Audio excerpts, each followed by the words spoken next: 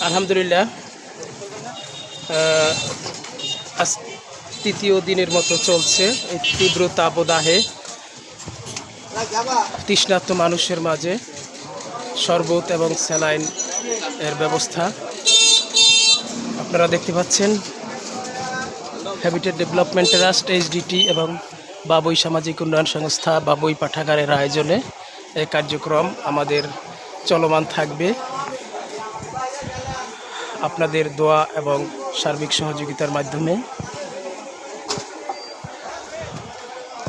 রাস্তায় এই সময় প্রচণ্ড ভিড় থাকে, আপনারা দেখেন সবসময়, কিন্তু এখন দেখছেন এই গরমে মানুষ খুব প্রয়োজন ছাড়া বের হয় না। এখানে জ্যাম লেগে থাকে সবসময় এই 10টা সময়, এখন 10টা বাজে কিন্তু খুবই কম, অর্থাৎ মানুষ হা হা করতেছে তীব্র গরমে।